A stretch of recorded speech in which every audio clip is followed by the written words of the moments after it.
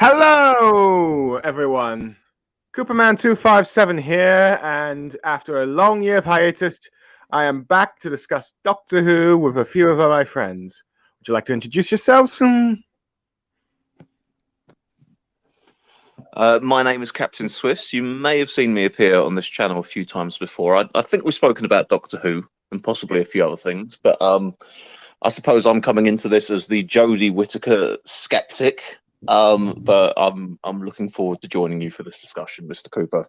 Thank you, Swiss. And you may also be able to follow Swiss on his own channel for his own political commentary of UK politics and his Pokemon Nuzlocke. The yellow one currently ongoing, I believe. Yes, that's a nice plug. I appreciate that. And Go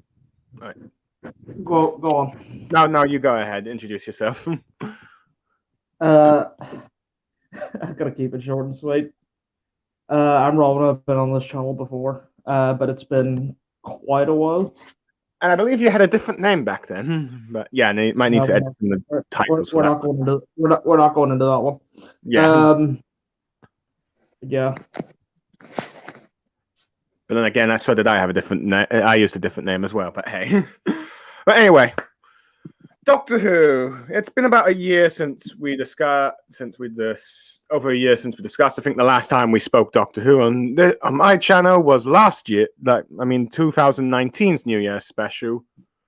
Let's see. I believe it was called. What was the name of it again? It was a. Let's see. Let me just get up the episode. Resolution. Yeah. Though I think it might be more fans might just call it Resolution of the Daleks or something. But now we've got it's a sort of New Year's sequel of sorts, Revolution of the Daleks, in which we'll be discussing. But before that, I feel like last year we kind of ended up with the fact that we did not discuss Doctor Who last year. We did not discuss anything of Series 12, so I figured I'd ask you guys. What did you think of Series 12? Possibly now the most controversial season of the New Who and Doctor Who in general.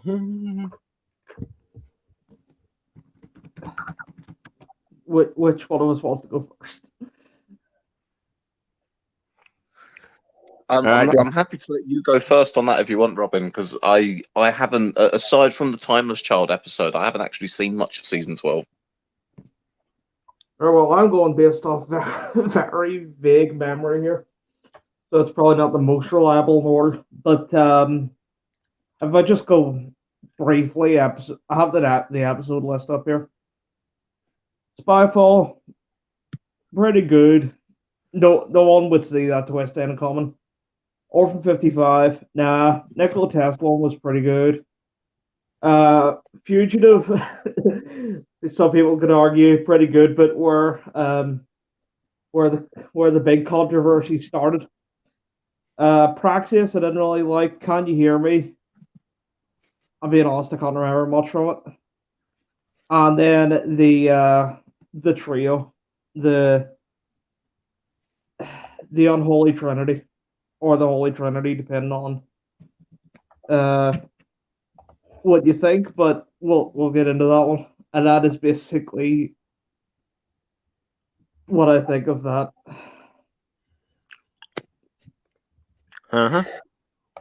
I'd originally well, I mean, not necessarily not planned to see season 12. It wasn't like a proactive decision I made, but just for whatever reason I didn't find myself that interested in it after having seen season 11. But what brought me into watching the Timeless Child episode was just literally a few mates of mine saying, right, you may not be as into it as you were, but you need to see this episode at least, because it's where they end up rewriting a lot of history. It was being built as changing everything.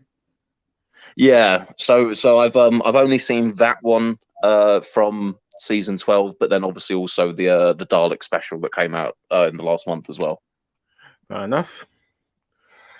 Yeah, but yeah. So for me, I pretty much watched it all. Though granted, I ended up missing the first episode because I didn't know what year it was on its air date, since I didn't know it was got back on. But I was quite a fan of the two-part Spy Master trilogy, particularly much the return of the Master, though I do think part 1 was better than part 2. You know, Spyfall, sort of weird reference to the popular Daniel Craig's most popular Bond movie, Skyfall. But hey, let's see.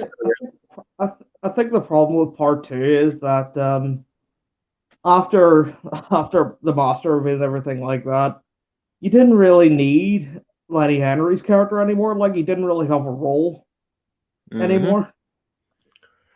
Yeah, not to mention, I think those light monsters weren't really that interesting. And then I think there was those 2 historic people that the Doctor encountered. It felt kind of a bit weird, especially since she kind of erased their memories afterwards.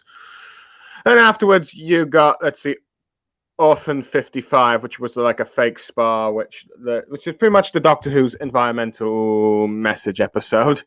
I think if it wasn't probably for the Timeless Child, I think most people who watched it would probably regard it as the worst episode of the season. I think most people make fun of made memes out of the elderly lady going, Benny! So there's that. Was that the episode that because I remember one of them apparently had Jay from the Inbetweeners, but with green hair or something. Was it that episode? Yeah, it was that one. Yeah. And I've always wondered, what was he like in the episode then? Like, was his character similar to the one in Inbetweeners, or quite different? Since I've never seen Inbetweeners, I cannot comment on that. But who knows? Maybe Robin can. Oh, I can't believe you haven't. Well, no. I feel like you're one of the 3 people in the age group that hasn't.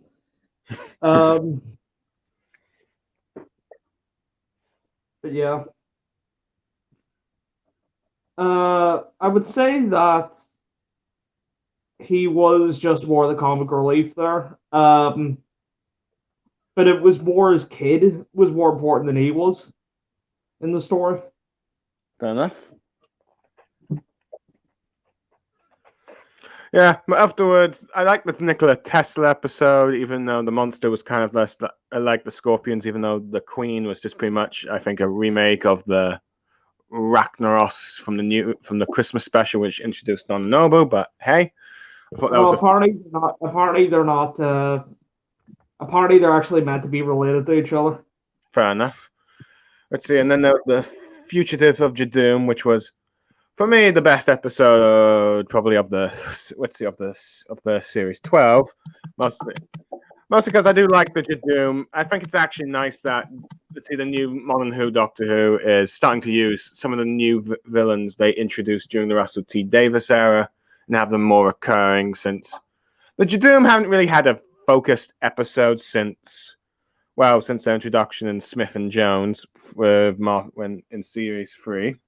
Well, granted, they did have an episode in the Sarah Jane Adventures. But other than that, they've been reduced to cameos.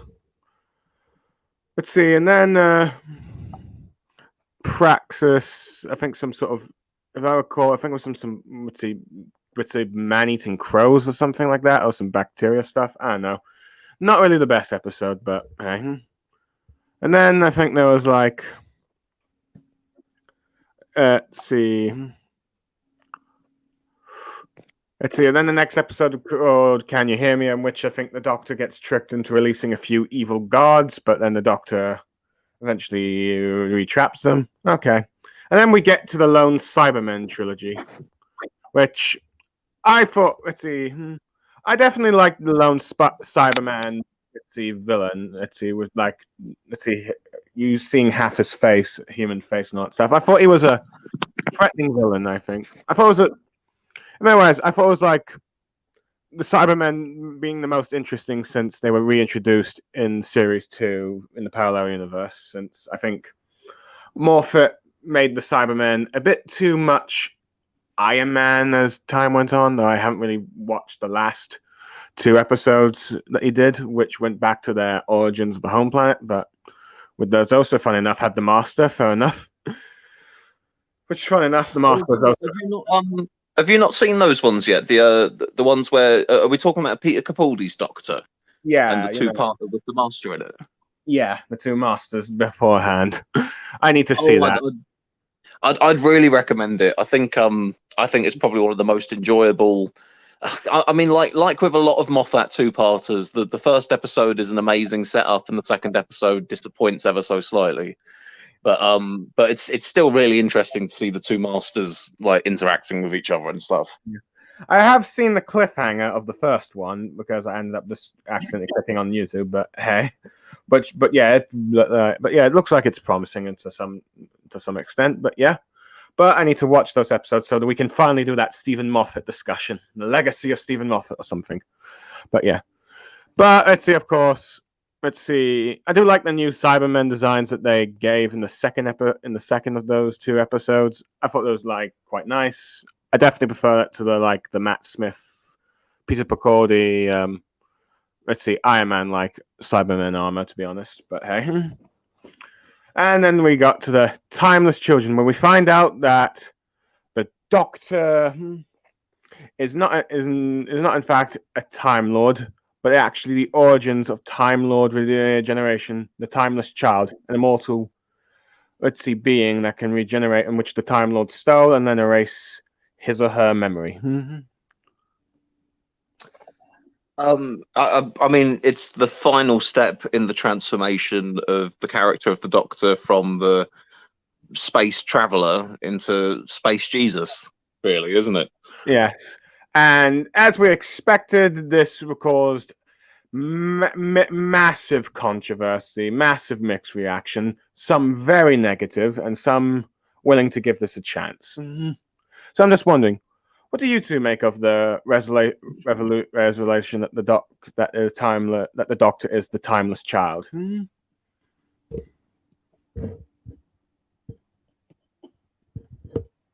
Hello? Did you hear me? I was just giving Robin a chance to go first, but okay. I'm just trying to gather my thoughts without swearing. Well, do you want me to go first if you're still thinking? Yeah, go ahead. Yeah, I mean, I watched the episode. I mean, it's probably a year or two ago now, but I watched the episode where that big reveal happened. And obviously, at the time that you're watching it, you kind of go, "Oh, okay," because my friend had just kind of said to me, he didn't tell me what happened in it. He just told me that there was a big twist at the end. So I was coming into all of it pretty fresh.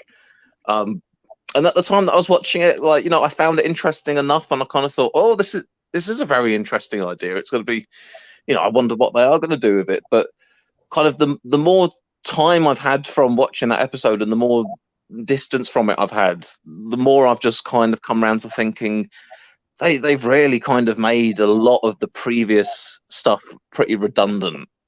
Like, do you remember the whole thing about the Doctor only having a certain number of regenerations, and then there was a whole thing about like Matt Smith being on his last one, and then the Time Lords finally send him over enough regenerations, or even just when they kind of lean on the history of the show, where they talk about these are all the faces that the Doctor's had in the past, and it will flash up the different actors and that sort of thing. It feels less. It feels like there's less to it now, because we know that the Doctor has probably also had about 2 billion other faces at some point that we just haven't seen yet.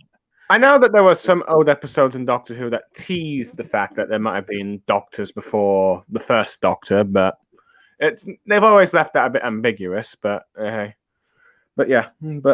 So, what do you think, Robin? Right, I was trying to find the name of it. The fucking, well, there we go. The name of that fan theory that basically it was riffing off. It's called the Morbius Doctor Store. It was meant to be just a little tease back in the 70s that it seems to just made it a full story. Like it's a really obscure sort of fan theory that's been around for ages that they just decided to make it a full story. I'm not really sure if that really works. It's interesting you say that though, just because if you say it's an obscure fan theory that's been around since the 70s, didn't Chris Chibnall get his Doctor Who origins? Like he started off being a fan who'd write into the magazine and offer his own criticisms of the episodes of the day. Is there any way Yeah. of knowing if this was a fan theory that? I mean, I don't know, honestly. I've got no idea. But is there a chance this could have been a fan theory he may have even been aware of back when he was a kid and he's revived it? Possibly. I do know that he ended up, I think he criticized the Doctor during the late, 70s and 80s when you had like the 6th and 7th Doctor. Possibly, from what I understand, possibly criticizing trying to change the Doctor origin himself, which is a sense of irony, but hey. But let's see if true. But yeah. I do know that this is not the first time that the Doctor has had an origin as the show has teased the Doctor having an origin of being partly being one of the co-founders or one of the founders of Time Lord Society, because along with like Rassilon and Omega, usually the ones that are often regarded as the founders of Time Lord Society and Doctor Who lore and in the previous show's special anniversary specials, when you had Doctors interacting with one another, they sort of and also Rassilon, the president of Gallifrey during David Tennant's last episodes. Let's see. Apparently, there were during the 7th Doctor's run. There was teasers that the Doctor was possibly the reincarnation of this being called this Time Lord called the Other, who was the 3rd founder of Time Lord, and that Rassilon and Omega, did something to him that eventually caused him to eventually reincarnate into the Doctor. Granted, the show got cancelled before that ever came into play, though. I'm sorry, what? I think this is a problem the series has had for a while, though, that it is so deep in the lore at this stage that you just, like, what you just explained there, can you imagine explaining that to somebody who hasn't watched it whatsoever? That is the downside of having a show with over 50 years of continuity, isn't it? I guess. But yeah, it's like, most people be like, what? Because I'm pretty sure most modern day Doctor Who fans have probably not seen the old school Doctor Who, or at least only seen bits and pieces of it, like me. Let's see. But I definitely know that many of the old school fans were not happy with this episode. For me, I'm a bit mixed. On one hand, I figured, okay, they've probably done this because they want to keep the regeneration thing going and give the Doctor sort of like, let's see, a new origin and a new mysteries to surround her. Since bring back the Who and Doctor Who. Like, who is she? Let's see, since he's no longer a Time Lord thing, to say the least. But and not to mention, I think, there's all that baggage of the Time Lord's lore, history, and all that stuff to go with. Not to mention, I do feel like Stephen Moffat kind of screwed over the return with, was it Heaven Sent or Hell Bent? Well, the two. Heaven Sent was in the castle, and Hell Bent was where it all fell apart on Gallifrey. Oh yeah, yeah, Hell Bent. Honestly, I felt like, he kind of wasted the potential of the Time Lord's return for that. But hey, so it's very Sorry. No, I was just going to say I'm going to resist, because otherwise we'll get into a big conversation about Moffat. All I'll say is, as numerous as my criticisms of some elements of his writing were, I would happily go back to a decade-long run with Moffat as showrunner to replace Chris Chibnall at this point. Fair enough. But that's understandable. Anyway, so yeah. So I feel like it's like Chris Chibnall probably just like, I don't want to deal with this Time Lord baggage. But on the other hand, there's all that history and there's all these unanswered, all these questions that need to be answered, like such as, what about Susan, the granddaughter of the Doctor that was during the first Doctor Who, even though she was not originally supposed to be the granddaughter? Apparently they changed it because it looked a bit weird for the Doctor to travel with an old man Doctor traveling with a young itsy girl that was going to secondary school, at least. I don't know, something like that. Yeah, I can see that. I can see that being, but I mean, well, I don't want to delve too deep into it, but perhaps by some lenses of looking through it, regardless of whether he's her grandfather, there's something dodgy about the two of them being crammed into a little box in a junkyard. But it was a different time back then. We had to suspend our disbelief. This was pre-Savile. It was a different world. Oh yes, of course. But yeah, not to mention like some of the Doctor's previous Time Lord, either companions or enemies that's seen throughout the thing, what's happened to them and all that stuff. But yeah, not to mention, but yeah, but either way, let's see.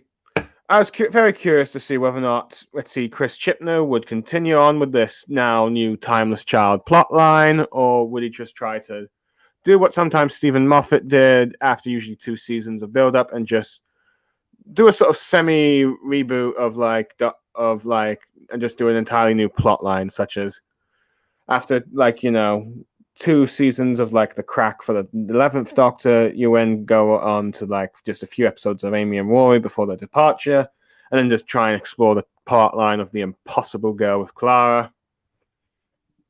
The same, I guess, with the 12th Doctor with his first 2 seasons with Clara, and let's see, the hybrid, and then just an entirely new season with Doctor Who, focusing on what the Doctor's guarding in the vault. But hey, but it seems like from what this new year special shown us that they're going to continue on with it. So heck, they're sticking to it, not trying to wreck on it, at least for the time being.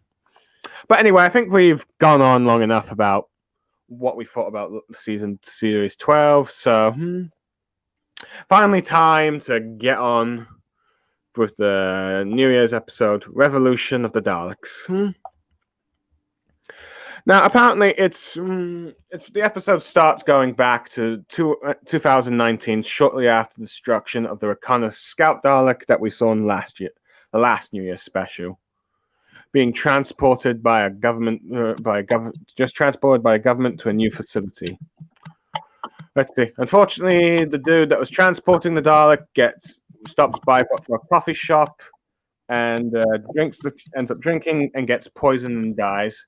And it's revealed that Jack Robertson, the Trump stand-in for Doctor Who, but it's not been seen since those giant spiders episode, has, stolen the Dalek after being helped by this character here.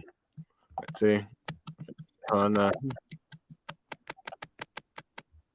Joe Patterson, who's seems to be a sort of stand-in for Theresa May, and seems to be a mix of stand-in for Theresa May and possibly maybe a little bit of Margaret Thatcher.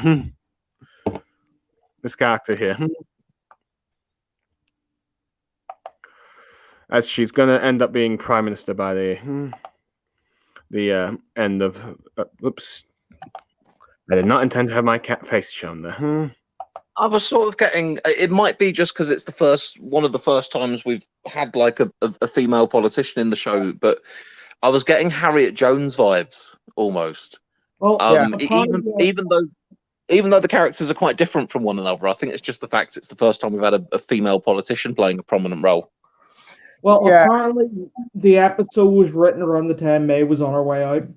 Yeah, although as we see later in the episode, the way she leaves is much more harsher than what happened to Theresa May. Because it does seem to that probably makes a fair bit of sense actually. Because if they're trying to do it as a little bit of a satire or commentary on Theresa May, the business, I've forgotten his name, but when he was introduced, they almost introduced him as a sort of a Trump parody, almost, didn't they? Yeah.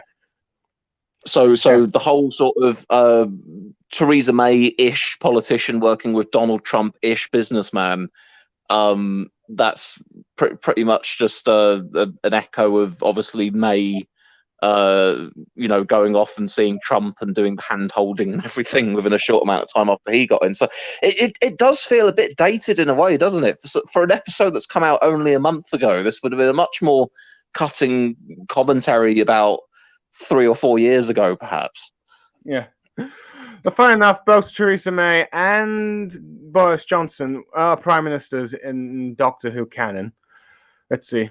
Now, funny enough, I believe Gordon Brown and David Cameron did not end up being prime ministers in in the Doctor Who universe due to the fact that during the time of Tony Blair to now, they've just been using stand-in prime ministers such as Harriet Jones, let's see, Harold Saxon, etc., and that guy from Torchwood, children's special, children. Let's see, that 5-part series 3 thing. But yeah, but anyway, That Sorry, is go on. interesting, actually. I would be interested to see like a timeline of the political leaders in the UK within Doctor Who canon, because some will be mentioned off the cuff, like to relate to the actual politicians we have of the day, and then others, like you say, are the Harriet Joneses or the Saxons or whoever. So I'd be really interested. This is like my inner political geek kind of shining all of a sudden, but I'd love to see someone just map out on a little chart for me the different parties and politicians who've led the country throughout the Doctor Who run, Well, I like was looking at. in universe. Well, I'm looking at the TARDIS wiki for prime ministers. Apparently, let's see, when I looked at Harriet Jones, apparently she was a Labour politician, but formed her own party and then won a landslide, which is a bit inaccurate. But hey, since Was Harriet Jones Change UK? Is I this have the no parallel idea. universe where a Labour politician split off and made it work? I know. I think she became prime minister in 2006, 2007. Pretty much when Blair would have been gone by then. But hey, I can't tell if that that prime minister that died in the Slovene episode was Tony Blair or not. But hey, but We can yeah. dream. Ouch. But yeah. Do you think that Mike Gapes was a Slovene? Because obviously it always had to be people of a fairly portly build. If that's the case, keep Mr. Fielding away from him. But yeah. But who knows? It's very possible, but who knows?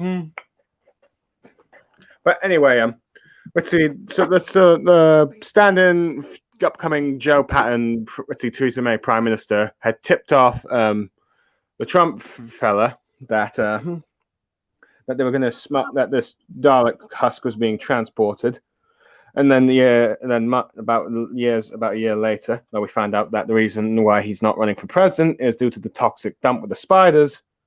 Let's see, it sort of damaged his campaign and stuff. So there's that. We end up seeing I think, was it a staged protest or an actual protest? I can't recall. It was staged. Oh yeah, staged protest. It was basically showing how they were meant to react in a riot. All right, fair enough. Where the Trump stand-in end up showing the Theresa May stand-in. Let's see what he's done with the Dalek husk, making them into sort of security drones. Let's see, such as showing how they deal with protests, riots, all that stuff. And the two are making a business deal to create a whole army of security robots to enforce the laws in the UK. Possibly talking about all the last few years of prior protests and riots that have happened throughout the UK and the rest of the world. But yeah, let's see. Let me just go back to. Let's see. Anyway. Particularly, she wants them used in her constituency first. Anyway, we go back to the current time, the present day. 10 months have passed since The Timeless Child, with Graham and Raz who have returned to Earth. Graham and Ryan have meeting Yaz at the TARDIS they returned in, which is currently disguised as a house, where she's trying desperately hard to search for the Doctor, but to no avail. While it seems that Graham and particularly Ryan seemed to have moved on and just given up that the Doc's ever coming back. And then although they end up seeing, some leaked news of like the security drones and recognizing that they're the Daleks. That reminds me, I should probably do a share screen of what these new Daleks look like. From this Radio Times. Here we go. So, what do you think of this Dalek design? Out of curiosity. I like it. Yeah, it's different. I'd definitely say it looks. I mean, I guess because it's different to the Daleks that we're used to, it looks more alien by default almost. Because kind of like to look alien is to look unfamiliar. But I'd say that they look a little bit more sinister as well. There's something about the shape or maybe the materials that just makes it, it's still it still looks like a Dalek, but there's something about it that just looks. I don't. I'm not sure if I have the words to describe it. Like more robotic, more alien, more sinister. Mm-hmm. Yeah, I definitely say the coloring has also improved on it, such as the black and silver. I quite like the design, so yeah, it's a mix of like let's see, the Dalek that we got from the last episode they appeared in, but with but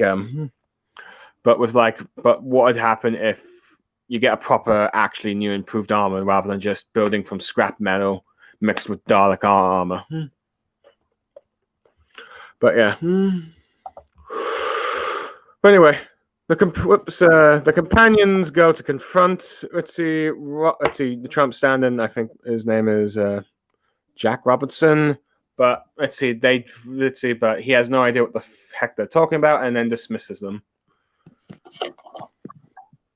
With like let's see, Joe Patterson about to be elected as prime minister, apparently replacing Boris. I know they haven't made this really clear enough yet, but who knows?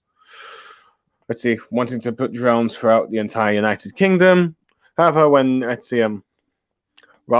Jack Robertson goes back to his company thing where his lead scientist Leo Ragazza discovered organic cells within the Daleks and creates a clone using the cells. Granted, I think this has caused a bit of controversies for some of the episode's detractors due to factors like how was a human able to clone a Dalek. However, Robertson is not happy about this, wants it destroyed as it doesn't know what it's about. Let's see. Just as the scientist is about to incinerate it, the Dalek takes over and takes him to Osaka, Japan, where it was revealed that he's been cloning Daleks in the facility there. Anyway, we finally get to the Doctor, who's been imprisoned in the asteroid prison by the Jatoom. Let's see. Now, I quite liked how the Doctor spent his time a bit in jail there, just scratching down markers for how many days he's been there, interacting with a few monsters that we've seen from out the past, such as the Weeping Angel. Let's see, the Ood, and funny enough, I believe a Sycorax, which has not been seen since the first ever Christmas special. So referring them as Bonnie and Clyde as a sort of cameo thing. I quite like that. And I think there was also that little tube, that little alien-like Slovene thing that you saw in Jodie Whittaker's first series. And I think we later see the Silence. Funny enough. Let's see. So yeah, there's quite a nice few cameos there. I think the jump scare that we got from the Weeping Angel, like even though the moment you see the Weeping Angel, you know it's going to happen. That still caught me off guard, and I still ended up, a little bit of me just kind of whoa, suddenly jumped up right to Jodie Whittaker. Yeah. Well, that's one thing. If it's a good, let's say one thing about the Weeping Angels, if they still scare you, if they're still able to jump scare you, let's see. Let's see, they're still doing their job effectively, I guess. But hey, I mean, after all, there's been a recurring criticism that during the Moffat era, the Weeping Angels became less scary over time. But hey, yeah, I mean, I'd probably agree with that. I'd probably agree with that though. That like the usage of the Weeping Angels in this episode. What were they in there for? A quick cameo to deliver a jump scare. Mm-hmm. Rather than kind of like a deep threatening, oh my god, it's the Weeping Angels, they're back. Mm-hmm. Maybe at some point in the future the Weeping Angels would benefit from, like, you remember when the series was revived, and in the first in the Eccleston series you had the episode Dalek, and for the audience it was the first introduction to the Daleks, and the way that they built this one Dalek up, it was such a threat, and it threatened an entire underground bunker and all that sort of stuff. Maybe if they gave the Angels a rest for a decade or so, and then at some point had like a soft reboot episode for the Angels again. That could be how they could kind of give them their their real sort of danger factor back again. Yeah, we'll get to that in a bit, but first, anyway.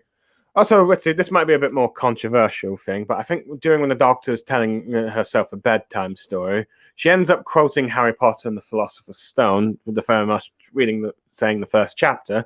Granted, for all we know, this episode might have been before the controversy with J.K. Rowling and the trans rights thing, but hey, I guess it really depends how you feel about Harry Potter references now, given J.K. Rowling herself has been a rather controversial figure as of late. I mean, that begs an even bigger and more interesting question, I suppose, which is whether or not references to Harry Potter ought to be wiped from history, because J.K. Rowling doesn't enjoy favour at the moment with the BBC types. I don't know. I mean, it's no. I'm not going to go any further because I'm going to start making all kinds of silly comparisons. I was just going to go, right, well, take it to a more extreme. Well, no, because there's a more extreme version of that. Say if like I can't imagine these days the Doctor or any of the characters in the show deciding to quote like an old Rolf Harris song, or I don't know, shaking a bit of metal and going, can you tell what it is yet, or something like that. So yeah. I think there's degrees to which a person may or may not be removed from any likelihood of being involved in a show, but I think Harry Potter's it's like a British cultural institution, basically, isn't it? It's kind of Harry Potter's just so it's like Mickey Mouse. Yeah. It's just that much of a touchstone and recognizable in British culture. It's up there with stuff like Lord of the Rings, Sherlock Holmes, James Bond, and I even argue Doctor Who itself.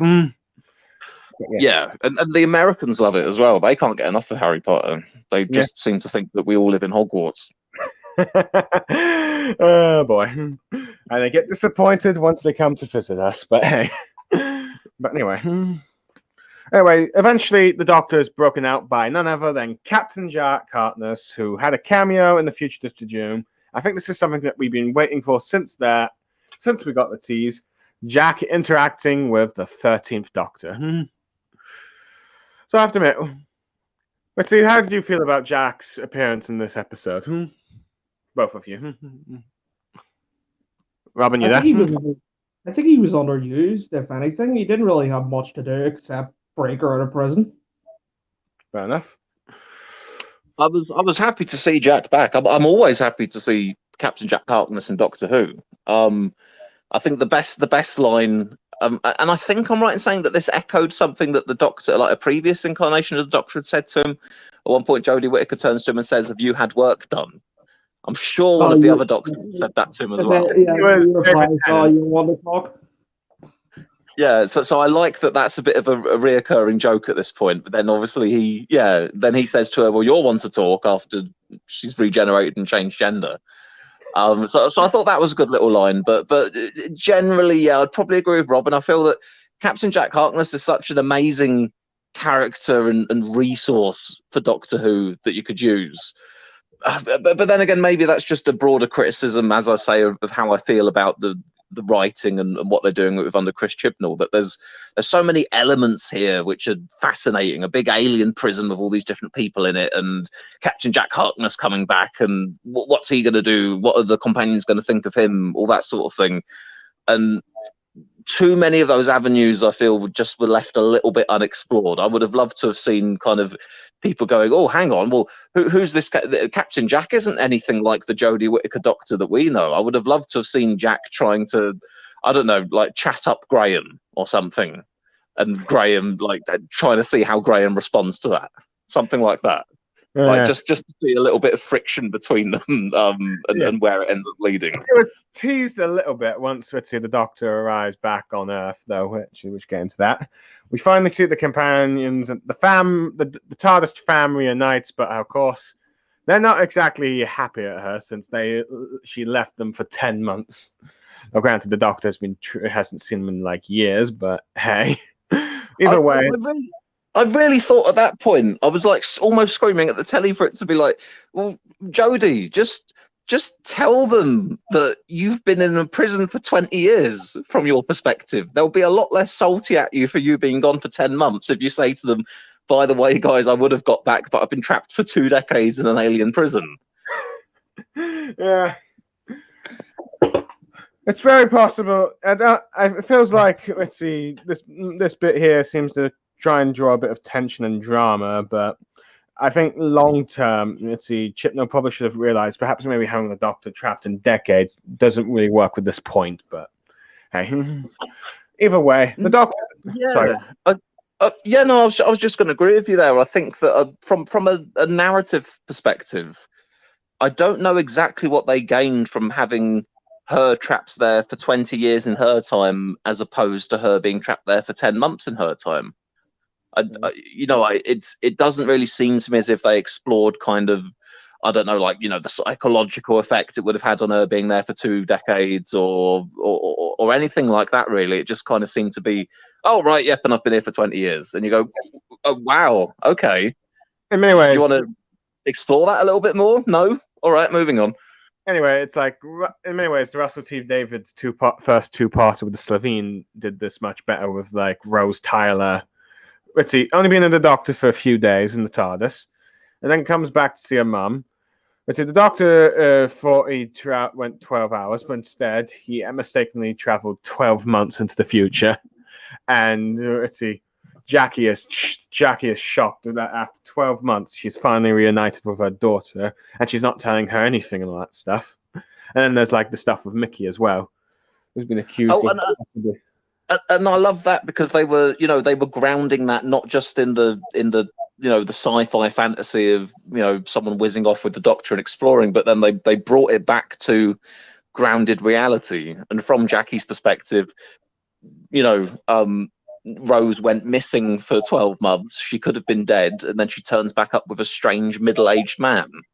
And it's like every mother's worst nightmare almost, isn't it? Like your kid runs off and suddenly appears with some strange bloke and you think, what the hell's happening? And it becomes a recurring gab of the Doctor being slapped by someone's mother. But yeah, at least in the Russell T Davies era. But anyway, the Doctor's informed that the Daleks are back. She goes with, I believe, Ryan and Graham to go confront him, while Yaz and Jack go search for, like, I believe, the Japan facility for the Daleks. Let's see. The Doctor has a lot more success of talking down Jack Robertson, while with Yaz and Jack, you sort of get them talking a bit about when the Doctor leaves, which I thought was a bit interesting. Since it's like Jack describes what it's like traveling the Doctor and what it's like to leave, whether it's by choice or you're forced to. Granted, I heard that this might be loosely based off of a Doctor Who book, which also who has, like, with a similar premise, with the 13th reuniting with Ace from the 7th Doctor, and the companion talks to Yaz for her experience and all that stuff. But hey, but then again, I'm not sure if the Doctor Who books are canon or not. They never really make it clear to see if all the spin-off material is canon or not. But hey. I do know that people like the Big Finish audios, but hey. Well, with the Doctor, you kind of had like she finally has a conversation with Ryan, where she talks about how his life with his mates, his father, and all that stuff. You clearly tell that Ryan has moved on from the Doctor at this point. Let's see, as he ends up talking to her about the revelations that she's had, the destruction of her planet, wondering who she is now. So I thought that was a bit nice. Anyway, you got like the Dalek mutants trying to attack Yaz and Jack, though Jack ends up bringing back that old door to remove a gun that he had from like the Empty Child episodes. I thought that was a nice cameo thing, but hey. So yeah. And the Doctor takes, I think, the Trump stand-in with them to the Dalek facility, where we see the scientist being controlled, but then eventually killed by the Dalek, as he revealed that he had this facility built in secret, controlling humans, and then workers and then killing the humans to feed his Daleks. And then as they all teleport into their own Daleks throughout the UK, they start exterminating everyone, including the Theresa May stand-in Prime Minister. Doctor, trying to find a way to resolve this, decides to do what the original Scout Dalek was trying to do and called the Dalek Fleet. Mostly because the Doctor realizes that if the main Daleks come to like the planet Earth, they'll see all these impure Daleks and wipe them out. As a sense, we get the return of the classic modern Doctor Who designed bronze Daleks fighting the new security drone Scout Daleks army, giving us a sort of Dalek civil war of sorts, which is this is something I think many fans of the New Who have been waiting to see for ages, since there was a Dalek civil war, I think, in the very last episode they appeared in the Seventh Doctor's era, when you had like the Daleks loyal to Davros versus the Daleks loyal to the original Supreme Dalek, I think. So yeah, that was a bit of a fun thing, even though it was pretty brief. Eventually, all the Daleks, all the security Daleks get wiped out. But the Trump stand-in ends up going to the Daleks, decides to sell out the human race and the Doctor in order for his own freedom and all that stuff, revealing that the Doctor's the one to send them, while Jack, Ryan, and Graham aboard the Dalek ship and blow it up, while the Doctor tries to lure all the bronze Daleks into the spare TARDIS. Enough. We get a few references to like Rose Tyler, Jack's immortality, though. I'm surprised that Jack didn't die once in this episode, since they brought up the fact that he's immortal. You'd think they'd do that. Did he not? Did he not die in the episode? No, he did not die once in the episode. They brought up his immortality, and they brought up how he became immortal by bringing Rose and trapped in a parallel universe. But I mean, I think one of the best bits about Jack's character is to have him die in front of someone who doesn't know he's immortal, and see him go through all the stages of, oh my god, he's dead, I can't believe it, crying and weeping, and then Jack goes, gets back up, and then the whole response to it. I quite like seeing people have to react to that. Yeah, it would have been fun to just see him getting exterminated, going, ah! And you have like all the companions like, oh my god, what's going on? And then there's like, oh my god, he's alive!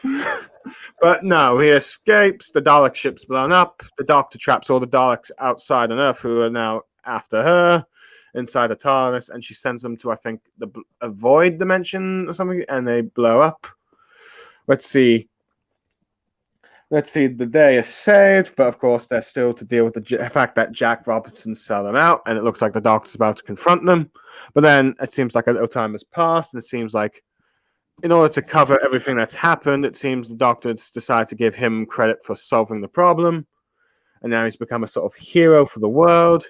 And it even talks about him running again for president, which possibly was Chris Chibnall's way of thinking, okay, I have no idea if Trump is actually going to be president or not in the future, so I'm not sure if I want to still use this guy or not. So I'll leave it open-ended with it. But hey. It almost felt like a bit of do you remember The Dark Knight, the Batman film, where they end it with basically the lie by saying that the guy who becomes Two-Face was a really good guy. It's better that the people of Gotham believe that he was a good guy rather than knowing about the monster he was. It felt like there was almost like an element of that to it. Seems to be the case. I mean, after all, the Doctor cannot be publicly known to the public, at least in modern timelines. I think in some of the future ones, the Doctor has a bit of history, but yeah, of being known throughout time and space, but yeah. So there's that. Let's see. Anyway, Jack has gone back to Gwen Cooper, who apparently killed a Dalek with a baseball bat, I think? With a kid's baseball bat or something? I don't know. I can't recall the exact reference, but who knows? Possibly this may be a sign that Torchwood might come back, since Chris Chibnall was heavily involved with the first two series, I believe. I think he even wrote quite a few episodes there. So there may be that. However, it seems like the Doctor wants to take the fam to another adventure. Yaz and Ryan are up for it, but Yaz and Graham are up for it, but Ryan has finally decided that it's time that he stays on Earth and stuff. And Graham, who wants to stay with his grandson, decides to stay with him. Let's see. This is the goodbye the fam has. Now, before they leave, the Doctor gives both Ryan and Graham psychic papers as a farewell gift thing. The Doctor complains on possibly trying to go back in time to like an hour before he left, before they departed ways, just so they could change the time and spend more time together. But Yaz has come to accept that time it's too late for that. And it's time that they moved on to the next adventure. And then we go back to where we are first introduced to Ryan and Graham, but this time Graham trying to help Ryan go more further on his bike. He doesn't do it, but he gets much further than he did last time. And I think there's a sort of like ghostly-like image of Ryan's grandmother. That last scene, you would think Ryan and Graham had some edibles off screen before that happened, because Jesus Christ, it was the most trippy thing I've seen in a long time. They didn't play it subtle, did they? Like I could totally see the two of them together, and maybe one of them says to the other, "Oh, this was one of the last times we were with Nan together," or maybe even they look up in the sky and see an image of her in the clouds, or something like that. But instead, it looked like she bloody warped out of nowhere with all these shining lights coming off of her, like blinding them. Whenever I first seen it, my main thought was, Did she bring her back for them? And it turns out, no, she didn't. They were just both hallucinating at the same time. Well, I suppose I'm kind of glad she's not brought back from the dead, really, because I think sometimes Stephen Moffat overused that trope in his era of Doctor Who, where it looks like someone's died. No, wait, they come back to life in some way, or let's see, they get to live a very long time before dying, or something like that. But anyways, I did quite like the way of how Ryan and Graham looked out as Ryan chose to leave, because this is something that has not happened to a Doctor Who companion since Martha. It's been that long since just about every companion in the Stephen Moffat era ended up dying, but coming back in some sort of immortal way, but dying in a way which they can live their full life before actually dying and stuff. It's like sort of like that, where they're just forced to leave the Doctor due to circumstances. This is like the first time since Martha, since a companion's chosen to leave. And I think that kind of like, I think it makes sense that Graham would go with him, since Graham went with the Doctor to spend time with his grandson and possibly try to find a way of keeping himself from being like, dealing with the grief of losing his, wife. But now, heck. So yeah. And he's got all those episodes of The Chase to have to present as well. Can't forget about that. Yeah. Yeah, there's that as well. I think he said, like, in an interview after he left, he was just happy to be part of it. Like, he says he loves being in, like, sort of big institutional shows. Like, I think he started off in Coronation Street. Mm-hmm. And then he did UK Law and Order, which is a big American thing. And then he did Doctor Who. It seems he just loves being part of, shows that are just big institutions. Uh-huh. So where are we going to see him pop up next, then, is the question. Are we going to have him as the latest member of the Peaky Blinders? Oh, no. For we know, he'll probably fit in. For we know, he might try to make a sneak peek in The Mandalorian for Disney. But hey. But anyway, as the episode ends, we get a teaser for next season as we're introduced to a new companion, John Bishop, as someone called Dan, for Series 13. But before that, what did you guys overall thought of like the revolution of the Daleks? Yeah, I thought I enjoyed it. Like I've heard a lot of mixed things after it came out. Whenever I went to look on Twitter and stuff, Twitter the most as we all know the most representative of any fandom. Um, but I don't know. I just think a lot of things were underutilized, and well, it seems to always be uh Chibnall's thing to where stuff. Like he's really good at like individual stuff, but his problem is he stuffs it all in at once, and then everything always becomes overbloated.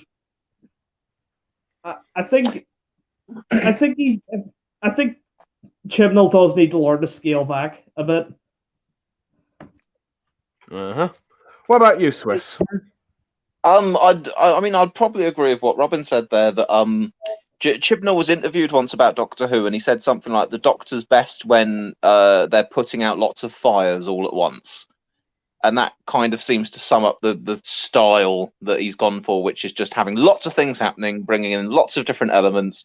You can't stop or pause for all the different things that are happening, but sometimes you just need to let some of the ideas breathe and have a bit more time to explore them. They could have spent maybe just an extra 5 minutes with the Doctor in the big multi-alien prison thing, and just a little bit more attention to the effects that being there for 20 years had on her or something. And I would have liked to have seen a bit more of Jack. But I enjoyed Captain Jack Harkness in it. I enjoyed I've forgotten his name, but the Trump stand-in. I enjoyed him trying to like negotiate with the Daleks and going up to them and being like, "I could be on your side. I've got information for you."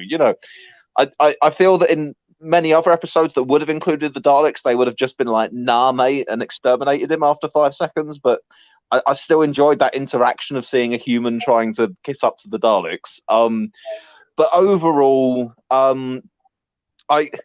I can't say it's one of the better episodes or specials of Doctor Who I've seen. Mm-hmm. There were some interesting elements to it, but I think there were too many stretches of the episode where I found myself a little bit bored. Fair enough.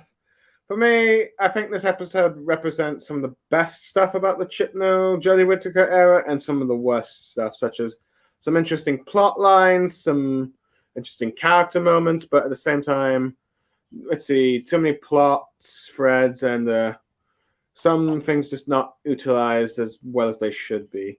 I quite like the Dalek, for example. I like the fact that we got a Dalek civil war, but it was very brief and it seemed pretty one-sided, that thing.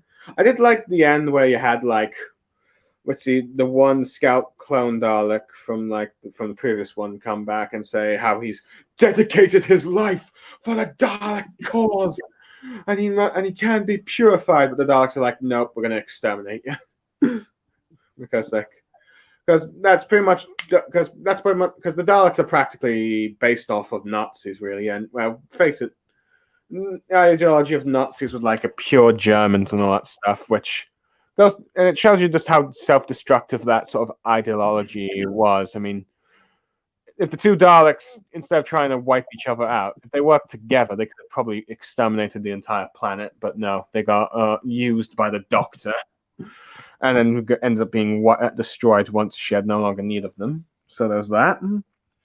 I definitely.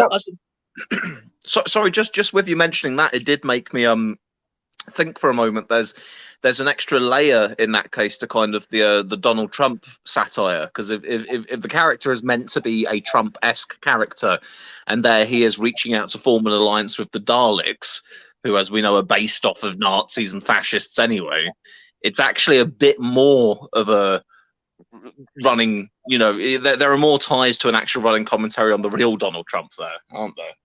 Mm-hmm. About whether or not he actually is a far-right fascist or something like that, because people have been debating that about him for the last 4 years. Yeah, or at the very least, whether or not he was personally just willing to become allied with them for his own causes. Yeah.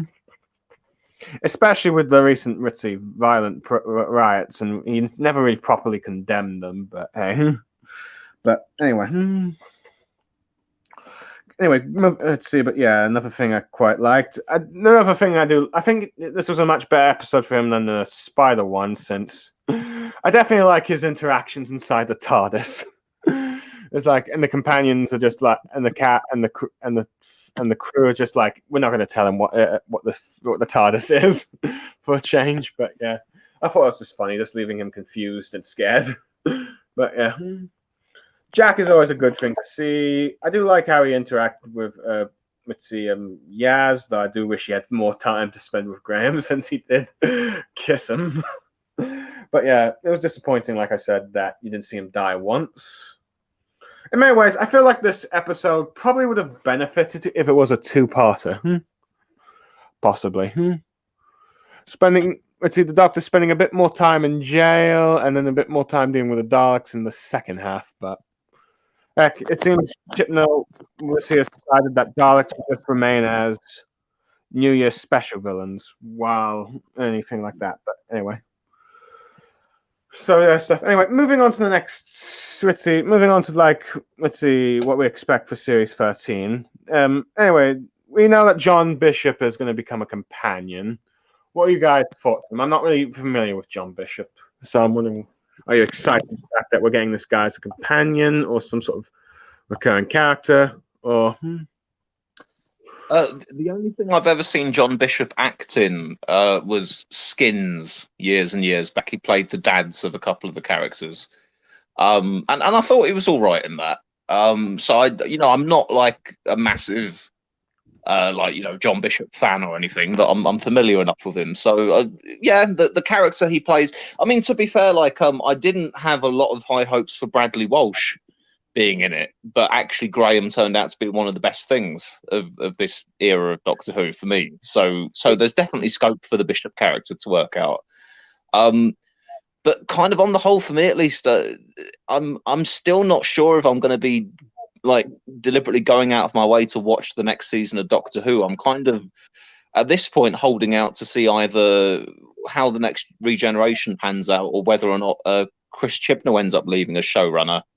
Because the show has kind of lost me a little bit in the last few years. Mm-hmm. We'll get to that in a minute, but fair enough. Let's see. As we mentioned a bit earlier, about the Weeping Angels, turns out that they're going to appear in season 13, as there's been images showing of them interacting with the Doctor. Now, whether or not it's just too soon for them to have an appearance, but it will be interesting since this will be the first non-Moffat episode in which the Weeping Angels have appeared and not being written by him and stuff as a main antagonist. So it'll be very interesting to see other show writers and all that stuff to give their takes on the stone monsters. Let's see. But yeah, the other monsters apparently that are also returning for Series 13 would be the Sontarans, which would be interesting since they haven't really been an enemy of the Doctor since the Donald Noble season for David Tennant in Series 4. And during the Matt Smith era and Peter Capaldi, you only had Strax appearing, and he was more of an ally to the Doctor rather than an enemy. So there's that. I don't know, Robin, what do you make of some of the stuff that's upcoming for the next series? Well, in terms of the John Bishop stuff, I've seen a fair bit of the stand-up.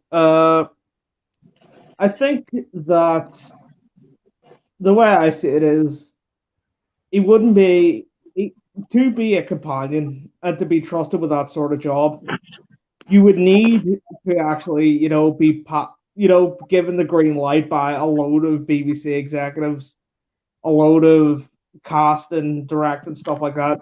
You would need a certain pass. They wouldn't let anybody on there who was going to be terrible. So at least have a bit of faith. And I've heard some of the episodes because Ryan and Graham are gone. I've heard a decent amount of the episodes for the next series are set in Liverpool. I think that's more just to focus it around Dan. But yeah, it seems the next one also is more about, okay, I don't know a single thing about myself, so I'm going to go out and sort of explore who I am. It seems that might be a part of the next series, given how the last one ended off. I would be interested in the fact that we will be the Doctor Who will be taking a bit of place in Liverpool. This will give some of the international fans of Doctor Who a taste of what Liverpool is probably like.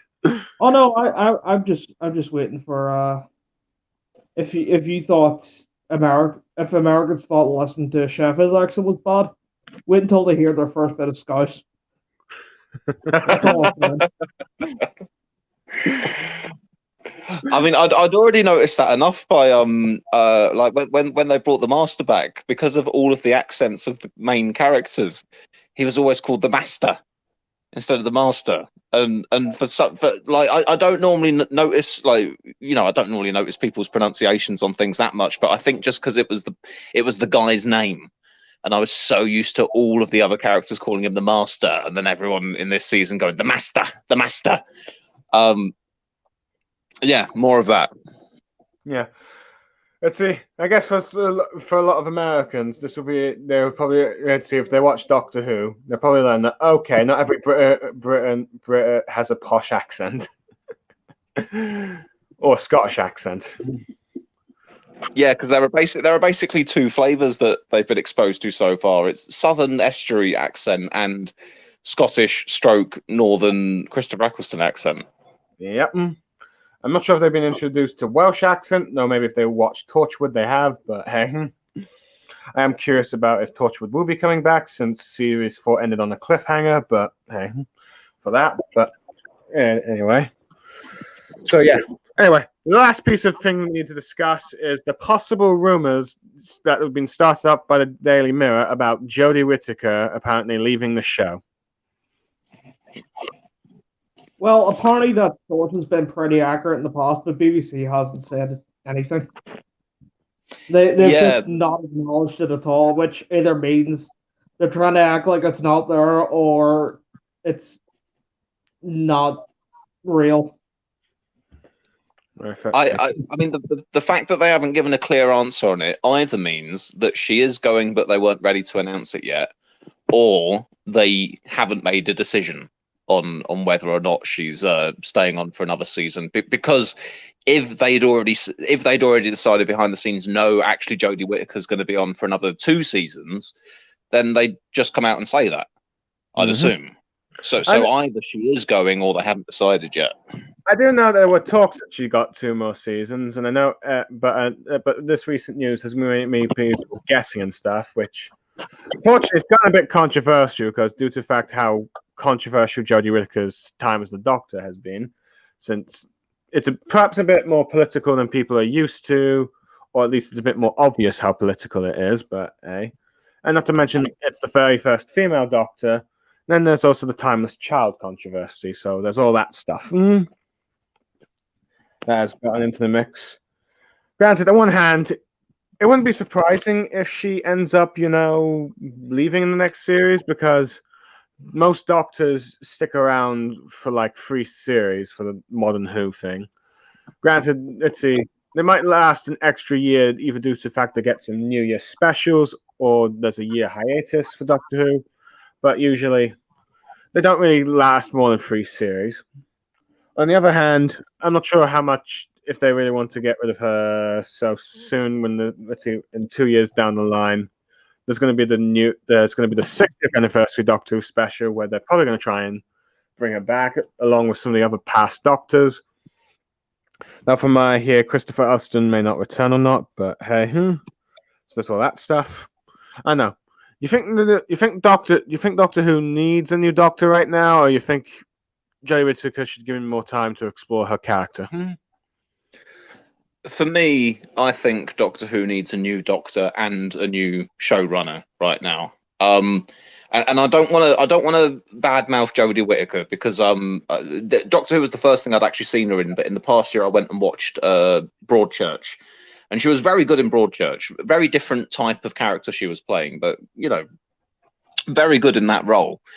I just think the trouble is that with this incarnation of the Doctor, and perhaps, and I think the blame is more to lie with Chris Chibnall and the writers than Jodie Whittaker, but it feels that with her characterization, they've played it very safe and very bland. Aside from kind of, okay, she's a little bit kooky here and there and says some odd things, a bit like especially in the Matt Smith kind of vein, and that she's friendly and wants to do things for her mates. There's not there's not quite that level of depth that I felt with some of the previous Doctors there. You know, the whole with most of the other ones, you get this idea that there's this, you know, dark, tormented soul somewhere deep down inside the cheery exterior. And I just haven't quite seen that to the same level. But like I say, I imagine that's more to do with Chris Chibnall's writing, or at least the direction he's given her in her acting. So I think we need both. I'd like to see a switcheroo of both, to be honest. Mm-hmm. What about you? Yeah, I would say something pretty similar to Swiss, that you could switch around the Doctors all you want, but that's not really getting rid of the main problem. Chris Chibnall, yeah. No, there's still no rumors of whether or not Chris Chibnall is going to be leaving or not. I mean, after all, as we've seen with, let's see, both showrunners before Chris Chibnall, Russell T Davies and Stephen Moffat, they each did 2 main Doctors for their series, though granted X is only 1 series, but still. So we have no idea whether or not, let's see, they're going to want to keep Chris Chibnall on for at least a few more years, at least until the 60th anniversary special, or not, because I think a new showrunner around that time might find that a bit daunting or something, but who knows? But I'm not sure who they would really replace Chris Chibnall with right now. But who knows? I mean, this is probably just the nostalgia in me talking, but I'm just thinking, oh, why not have Russell T Davies and Stephen Moffat back? No. That works for me. But I appreciate that's unlikely. Yeah.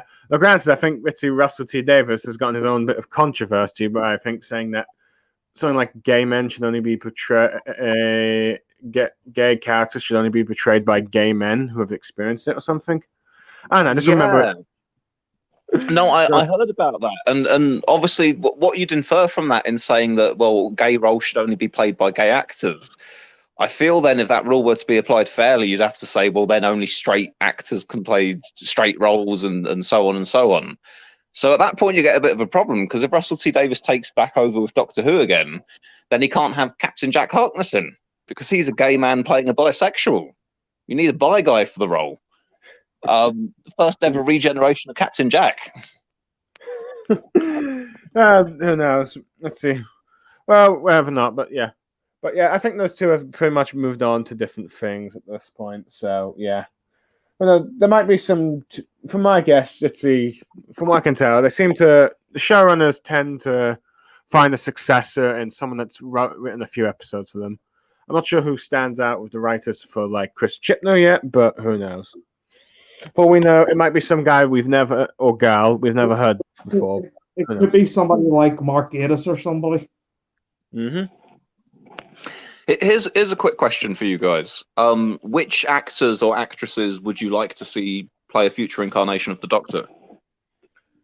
Ooh, Doctors are usually unknown actors, though. I think it'd be interesting if you return to a male one, Benedict Cumberbatch, I guess, since he played Sherlock, so who knows? Let's see. But for that matter, I'd say Martin Freeman. I think he'd be able to play a good Doctor. Like, he could channel a little bit of his Bilbo. Yeah, that would be interesting.